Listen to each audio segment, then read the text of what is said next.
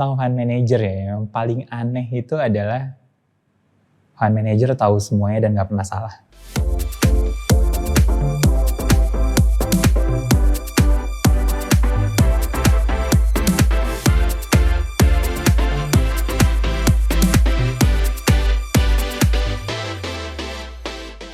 Sobat Ipot semuanya, kembali lagi bersama gue Mas Ayu Bella di segmen Fund Talk Series yang kita bakalan bahas serba-serbi tentang investasi dan juga reksadana ya. Kalau misalnya udah nonton episode-episode sebelumnya kan kita udah bahas tentang basic-basic investasi, terus juga jenis-jenis reksadana. Nah ini seperti biasa ya, gue gak sendirian, gue ditemenin sama narasumber yang kece, kredibel, pastinya profesional juga.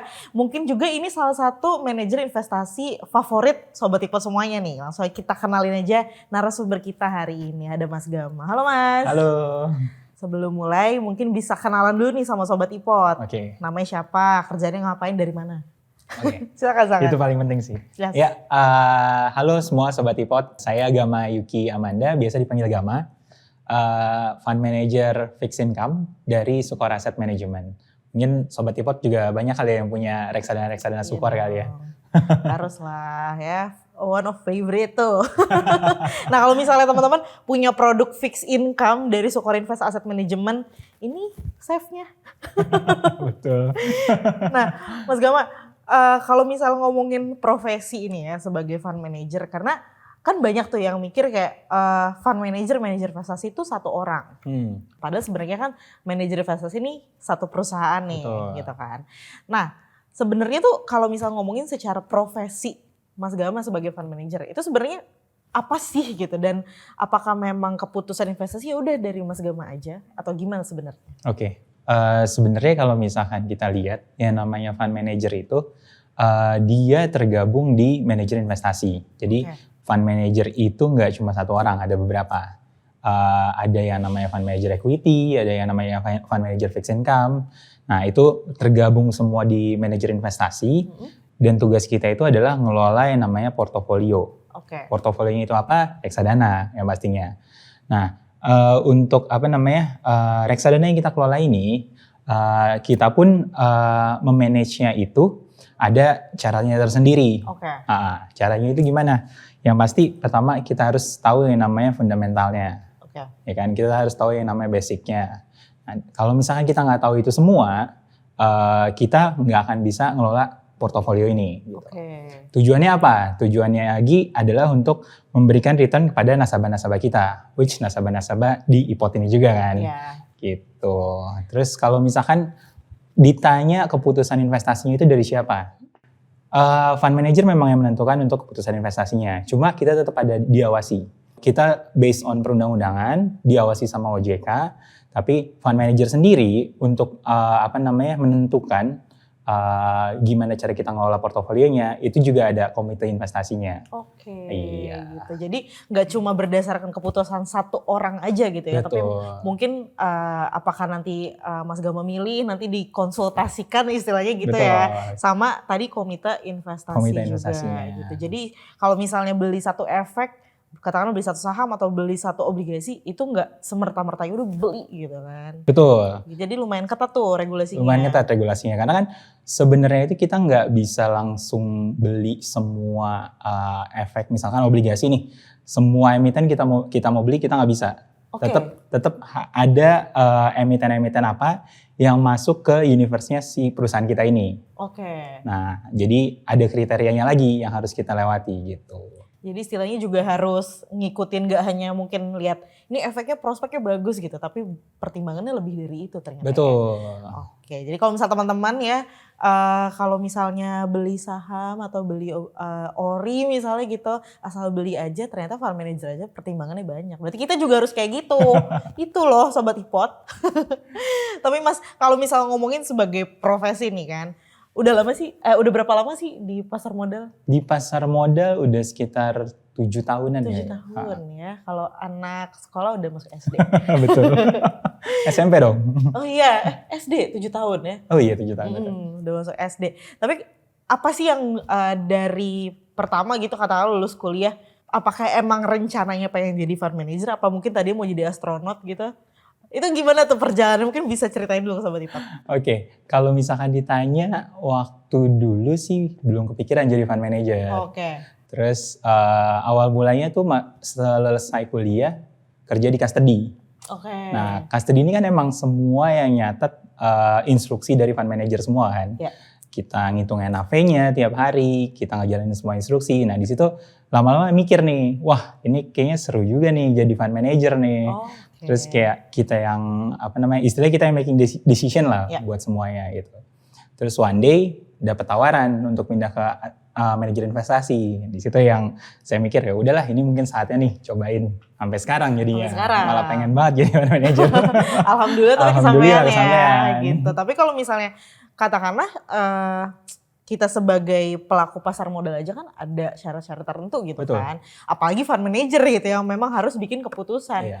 Kalau misalnya nih Sobat Ipot gitu kan yang mungkin masih kuliah atau lagi merintis pengen jadi fund manager, ada syarat-syarat tertentu nggak yang harus disiapin gitu? Misalnya harus punya sertifikat apa gitu.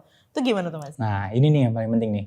Kalau misalkan kayak sobat-sobat Ipot yang pengen jadi fund manager ya atau kepikiran pengen jadi fund manager, yang pasti pertama harus punya yang namanya background atau basic. Jadi ya lulusan universitas yang relevan lah gitu. Nggak bisa misalkan lulusan kedokteran jadi fund manager kan nggak mungkin kan gitu. Iya. Terus biasanya lagi setelah lulus fund manager itu basicnya biasanya analis. Jadi ketika lulus jadi analis di situ kita belajar banyak. Belajar tentang emiten, belajar tentang fundamental, belajar tentang cara mempelajari emiten-emiten perusahaan-perusahaan lah gitu. Nah di situ baru kita bisa punya basic untuk jadi fund manager gitu. Tapi sebenarnya syarat utamanya lagi adalah kita juga harus punya license. Itu tuh. Kita harus ikut sertifikasi wakil manajer investasi. Setelah kita lulus, kita minta license-nya ke OJK, dapat license-nya baru kita bisa jadi fund manager. Gitu. Tapi ada nggak sih kayak requirement gitu pada biasanya gitu, biasanya di manajer investasi kayak kalau misalnya mau jadi fund manager harus berapa tahun di pasar modal gitu, tapi umumnya ada kayak gitu nggak sih Mas? Kalau misalkan ditanya harus berapa tahun di pasar modal sih enggak tapi dilihat tetap pengalamannya sih. Kalau misalkan nggak ada pengalaman juga kita nggak akan bisa jadi fund manager gitu. Balik lagi pengalamannya apa? Jadi analis tadi itu. Gitu. Jadi kalau misalnya mungkin tips buat Sobat Ipot yang udah berencana pengen jadi fund manager, mungkin bisa mulai menentukan jalannya lewat mana lah gitu ya. Dan juga tadi nyiapin beberapa harus punya sertifikat juga ya Mas. Harus punya sertifikat, karena kita kan sebagai pelaku di pasar modal pastinya nggak bisa sembarangan. Tadi kan banyak banget tuh regulasinya, aturan-aturannya gitu ya. Jadi kalau misal udah bentar lagi lulus nih biasanya kan lagi ambis-ambisnya gitu. Ini bisa mulai jadi prospek karir lah ke depannya. Tapi kan kalau misal tapi aku mau nanya sebelumnya. Jadi fund manager apakah memang cuman di depan layar terus ataukah mungkin ketemu nasabah juga? Apa gimana tuh Mas kerjanya? Kalau misalkan jadi fund manager mungkin orang-orang berpikirnya kayak kita selalu di depan layar, liatin grafik, mantengin market, kayak ngebosenin banget jadi fund manager kayaknya. Sebenarnya tuh kalau kita udah berkecimpung di dunia pasar modal, kita jadi fund manager, kenyataannya sih nggak kayak gitu. Gitu. Jadi kerjaan kita sih nggak melulu harus di depan laptop. Karena memang kita kadang harus ketemu emiten, kita kadang harus ketemu nasabah, jadi agak fleksibel sebenarnya kerja kita gitu. Terus nggak sekaku itu sih, maksudnya nggak yang harus di depan laptop 8 to 5 gitu. Enggak ya berarti? Enggak dong.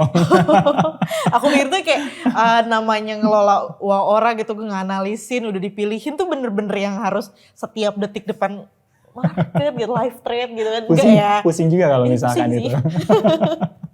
Tapi kalau misalnya selama 7 tahun ini berkecimpung di pasar modal, terutama pas jadi fund manager gitu, ada gak sih kayak pengalaman dimaki-maki nasabah misalnya, ini kok porto saya turun gitu, atau kayak ada pengalaman-pengalaman yang kayak ini seru banget sih kerja jadi fund manager gitu, ada gak sih? Kalau misalkan pengalaman dimaki-maki nasabah, mungkin kalau dimarahin aja mungkin pernah. Ya namanya manusia kan pernah buat salah. Cuma balik lagi sih, kalau misal sebenarnya kan poin kita ketika kita ngelola reksadana itu ada dua. Kita harus tahu, kita harus bisa manage yang namanya return, kita harus bisa manage yang namanya likuiditas. Return kenapa? Karena kan pasti nasabah itu nyarinya, dia pengen return sebagus-bagusnya, sebaik-baiknya gitu. Nah, tapi di sisi lain dia juga pengen likuiditas yang cukup oke. Karena mereka nggak pernah tahu kan kapan mereka mau redeem gitu. Nah, disitulah sebenarnya tantangan juga nih buat kita nih sebagai fund manager nih. Gimana cara kita bisa dapetin return yang cukup oke. Even kita harus ngebit yang namanya benchmark, kita harus ngebit yang namanya peers kita gitu kan. Biar bisa dilirik sama nasabah nih. Tapi di sisi lain kita juga harus nyediain likuiditas yang cukup oke juga. Karena sewaktu-waktu nasabah mau redeem, harus kita bisa bayarin gitu. Nggak bisa ya namanya, gue mau redeem nih gitu. Pak nggak bisa besok aja Pak nggak bisa lusa ya Pak gitu.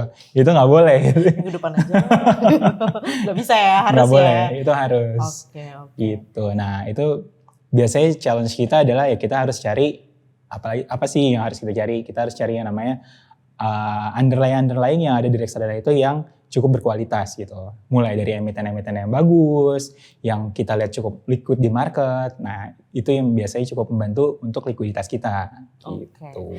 Jadi berarti tantangannya nggak hanya ngejar returnnya aja, tapi juga likuiditasnya juga. Betul. Buat investor gitu. Jadi tadi tuh kalau misalnya kan sekarang kita bilang reksadana itu bisa dibilang salah satu produk yang liquid ya. Iya. Karena kan apalagi reksadana pasar uang misalnya yang teman-teman T+1 udah bisa cair.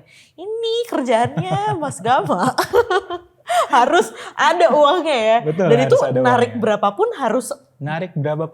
ada. Itu tantangannya tuh. Itu tantangan kita. Waduh, itu pernah gak tuh Mas kayak ngalamin pengalaman kayak gitu kayak ini masih ada di instrumen investasi ini nih, tahu-tahu ada nasabah yang narik banyak banget terus pusing gitu. Tuh pernah tuh nggak tuh Mas? Jujur kita di skor pernah. Oke. Betul. Jadi ya kejadian tahun lalu lah itu kita sempat di redeem cukup besar di pasar uang kita. Tapi ya itu tantangannya kita harus provide semuanya mau nggak mau gitu. Kita memang menjanjikannya T+1 kan, ya udah kita bayarin T+1 gitu. Waduh, Alhamdulillah sih aman semuanya aman. Nah, kalau semuanya terbayarkan. Kalau misalnya kita ngomong pas awal-awal pandemi itu kan banyak yang ngelakuin penjualan dong ya, pastinya karena market kan turunnya gila banget tuh. Nah itu gimana tuh Mas? Gini, kalau misalkan waktu awal pandemi, sebenarnya itu kondisinya beda. Justru awal pandemi itu orang-orang emang banyak keluar dari saham karena mereka takut kan. Waktu itu saham lagi crash. Nah, justru orang-orang malah cari instrumen yang lebih safe, lebih aman. Mereka larinya ke reksadana. Kita sebagai manajer investasi cukup diuntungkan hal itu. Jadi jujur AUM kita tahun lalu itu naiknya cukup tinggi sih dibandingkan awal pandemi itu ya. Betul, selama setahun kemarin. Oh gitu ternyata teman-teman. Apakah Sobat Ipot salah satunya mungkin ya? Kayaknya sih ya, harusnya ya. Yang narik sahamnya dipindahin dulu. Berarti itu strategi yang bagus juga ya. Maksudnya walaupun istilahnya sahamnya turun tapi istilah diparkirin ke instrumen lebih safe. Berarti udah langkah yang tepat kali ya bisa dibilang gitu ya. Oke, tapi kalau misalnya kita kan sebagai mungkin investor ya. Walaupun sebenarnya reksadana tuh udah diaturin sama Mas Gama dan kawan-kawan gitu kan. Tapi kan kita sebagai investor juga harus smart lah dalam memilih produk investasi yang kita investasikan gitu. Misalnya reksadana, saham dan lain-lain. Nah ada tips gak nih buat Sobat Ipot yang pastinya biar bisa jadi fund manager buat dirinya sendiri. Gitu. Nah kalau misalkan tips buat Sobat Ipot semuanya, mungkin gini. Balik lagi, tujuan jadi manajer investasi itu apa sih? Jadi fund manager, kita ngelola dana, ngelola portofolio buat dapetin return kan. Nah, kalau buat kita sendiri, buat teman-teman sendiri, mungkin bisa mulai dari ngelola dananya sendiri nih. Ya kan, punya duit berapa, terus punya target return berapa setahun itu. Nah, di situ bisa teman-teman lihat, kira-kira dengan duit yang ada, bisa nggak ya dapet return sekian? Terus kalau misalkan bisa, harus dibagi-bagi kemana nih gitu. Kan pasti ada yang porsi kayaknya butuh sekitar likuiditasnya 20% deh gitu. Yaudah, mungkin itu bisa taruh di deposito atau taruh di reksadana pasar uang yang bisa lebih liquid. Terus yang sisanya ini harusnya nggak terlalu ini nih, nggak butuh-butuh liquid banget. Bisa cari yang returnnya lebih tinggi. Mungkin teman-teman mau main saham, atau mungkin kalau misalkan nggak mau ribet, nggak mau susah, tinggal masukin reksadana. Reksadana juga kan ada berapa macam kan, ada yang namanya reksadana saham, campuran sama obligasi gitu. Jadi bisa coba lihat, bisa coba compare kira-kira mana nih yang bisa masuk ke tujuannya teman-teman nih. Misalkan mau returnnya setahun itu 10%, di mix 20% ke sini, 30% ke sini, 50% ke sini. Terus di total bisa nih 10% gitu. Oke. Jadi memang walaupun untuk diri sendiri gitu ya, tetap harus netepin target juga ya? Betul, tetap harus netepin target. Tapi ya itu, kalau misalkan kita tanya fundamental, kalau teman-teman emang mau masuk langsung ke sahamnya, ya mereka harus tahu kan, harus satu-satu nih ngeliatin emitennya. Sedangkan kalau misalkan mereka maunya masuk ke reksadana, itu jauh lebih enak. Karena udah diatur sama yang namanya fund manager. Gitu. Mungkin teman-teman udah tinggal lihat return fund manager mana nih yang bagus nih gitu.